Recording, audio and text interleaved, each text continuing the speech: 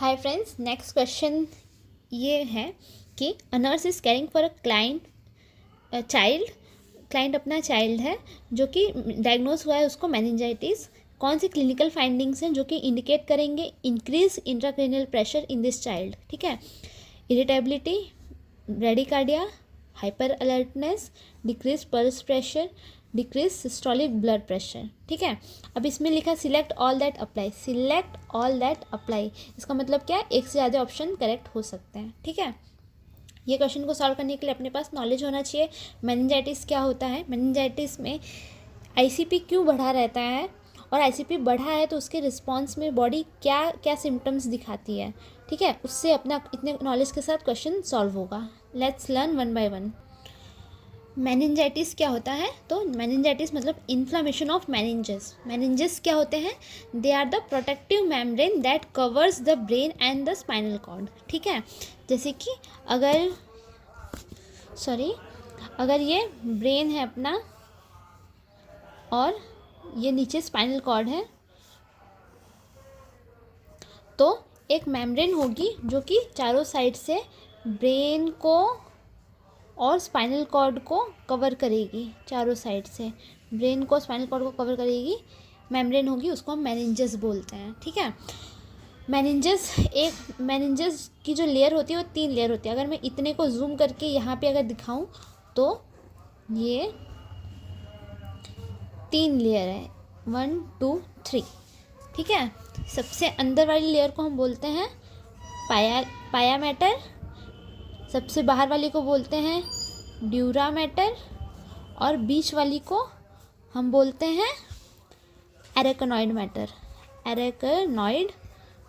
ठीक है, अब अपने को मेनिंजाइटिस समझने के लिए एनाटॉमी फिजियोलॉजी समझना पड़ेगा, ये सेंट्रल नर्वस सिस्टम का। ठीक है, जिसमें कि ब्रेन एंड स्पाइनल कॉर्ड आता है। ठीक है, अब देखो ड्यूरा मैटर के नीचे जो होता है ब्लड वेसल्स होते हैं, इसके अंदर सीएसएफ नहीं होता है। ठीक है, और एरेकनॉइड के नीचे जिसको हम बोलते हैं सब एरेकनॉइड स्पेस, एरेकनॉइड और पाया मैटर के बीच में यहाँ पे सीएसएफ होता है। ठीक है, सीएसएफ बनता कहाँ है, सीएसएफ बनता है इन वेंट्रिकल्स। ठीक है, जैसे कि ये 2 हेमिस्फीयर में 2 लैटरल वेंट्रिकल्स हैं। ठीक है, यहाँ पे सीएसएफ यहाँ से शुरू होता है ड्रेन होना, और यहाँ से जाता है 3rd वेंट्रिकल में। ये दोनों कौन से हैं, 2 लैटरल वेंट्रिकल्स। यहाँ से जाता है 3rd वेंट्रिकल में। ठीक है, ये रहा 3rd वेंट्रिकल, यहाँ से जाता है 4th वेंट्रिकल में। ठीक है, 4th वेंट्रिकल से ये जाता है इन सब एरेकनॉइड स्पेस।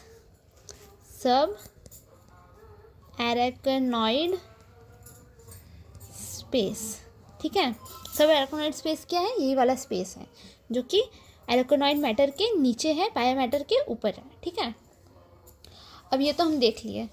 अब मेनिंजाइटिस कैसे होता है, लेट्स टेक एन एग्जाम्पल। देखो, जैसे कि एक चाइल्ड है, उसका प्लान हुआ है कि उसको लंबार पंचर किया जाएगा, किसी कंडीशन की वजह से उसको लंबार पंचर प्रोसीजर किया जाएगा उसका। ठीक है, अब लंबार पंचर किया तो नीडल डाली, स्टेरिलिटी सपोज करो स्टेरिलिटी मेंटेन नहीं थी, और नीडल डाली सीएसएफ में।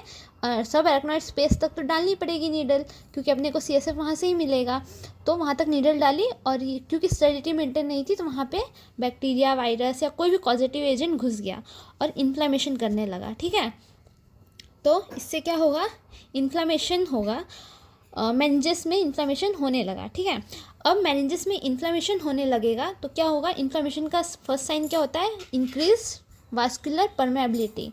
ठीक है, इन्फ्लामेशन की वजह से क्या होगा, ड्यू टू इन्फ्लामेशन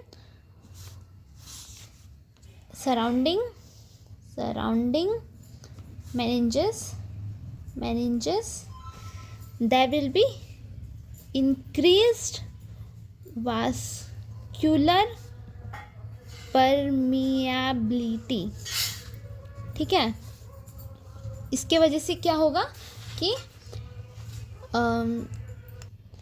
फ्लूइड का इनफिल्ट्रेशन हो जाएगा इन सब एराकोनॉइड स्पेस, जिसके वजह से स्वेलिंग हो जाएगी, जो कि वॉल्यूम है वो increase volume within the confined cranial space, ठीक है। It will lead to swelling and increase volume within the confined cranial space, जिसके वजह से आईसीपी बढ़ जाएगा, ठीक है। ये हम समझ गए कि मेनिंजाइटिस क्या होता है, मेनिंजाइटिस कैसे होता है, और मेनिंजाइटिस में क्यों आईसीपी बढ़ा होता है, क्योंकि वहाँ पे इन्फ्लामेशन हो रहा है और इन्फ्लामेशन की वजह से वास्कुलर परमेबिलिटी बढ़ जाती है, और जिसके वजह से इन्फिल्ट्रेशन होने लगता है, और सब एराकोनॉइड स्पेस में जहाँ की नॉर्मली सीएसएफ ही रहता है वो वहाँ पे और फ्लूइड जो है इनफिल्ट्रेट होने लगता है, और टिश्यू, पूरे ब्रेन टिश्यू में फ्लूइड भर जाता है, जिसके वजह से आईसीपी बढ़ जाता है, क्योंकि अपने पास स्कल के अंदर तो कन्फाइंड क्रेनियल स्पेस है, ठीक है।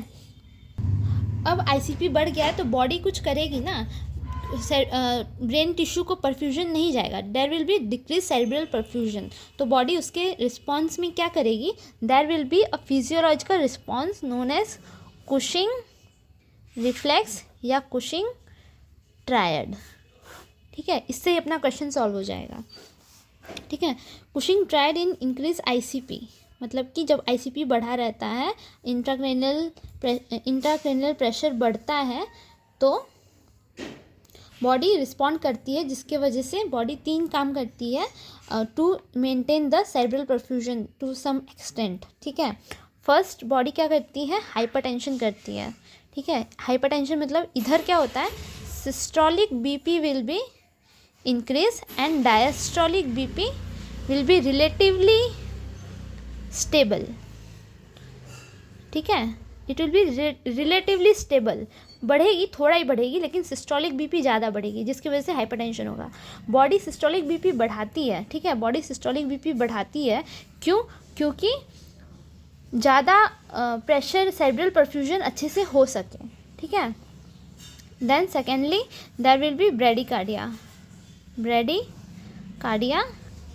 एंड क्यों ब्रेडिकार्डिया होगा, क्योंकि आईसीपी बढ़ा हुआ है तो ब्रेन स्टेम जो रहेगा वो कंप्रेस होगा उसकी वजह से, जिसकी वजह से over stimulation of vagus nerve, there will be over stimulation of vagus nerve, और वेगस नर्व स्टिमुलेट होती है तो अपने को पता है क्या होता है, हार्ट रेट कम हो जाती है, इसकी वजह से ब्रेडिकार्डिया होता है, ठीक है।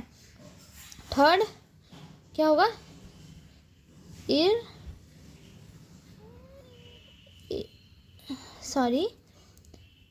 Irregular respiration, okay.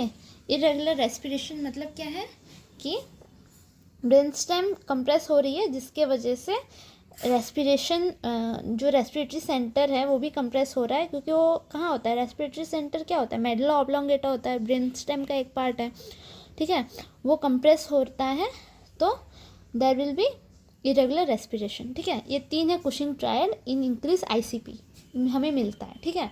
अब चलो क्वेश्चन पे आते हैं।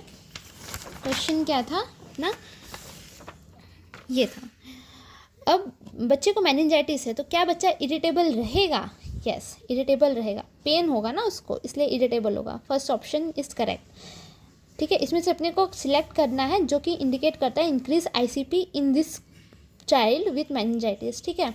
तो इरिटेबिलिटी तो होगा इंक्रीज आईसीपी की वजह से। सेकंड ब्रेडिकार्डिया अभी हमने पढ़ा, ब्रेडिकार्डिया भी होगा, क्यों होगा, क्योंकि आंसर, ठीक है, answer is 1 and B option are correct. Bradycardia क्यों होगा, ब्रेडिकार्डिया इस वजह से होगा क्योंकि उसका ब्रेन स्टेम जो है कंप्रेस हो रहा है, जिसकी वजह से वेगस स्टिमुलेशन होगा और जिसकी वजह से हार्ट रेट कम हो जाएगी, ठीक है। हाइपर अलर्टनेस, क्या हाइपर अलर्टनेस, बच्चा बहुत ज़्यादा अलर्ट हो जाएगा, नो, बच्चा ड्राउजी रहेगा, बच्चा जो है लॉस ऑफ कॉन्शियसनेस उसको हो सकता है, हाइपो अलर्टनेस हो सकता है, हाइपर अलर्टनेस नहीं हो सकता है, ठीक है। Decrease pulse pressure, pulse pressure क्या होता है, what is pulse pressure, pulse pressure is,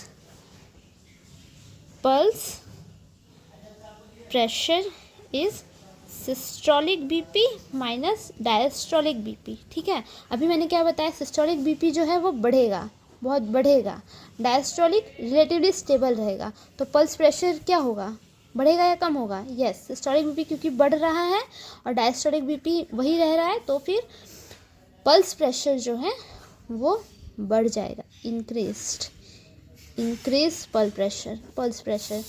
यहाँ पे क्या दिया है, डिक्रीज पल्स प्रेशर, तो फिर ये ऑप्शन इज इनकरेक्ट।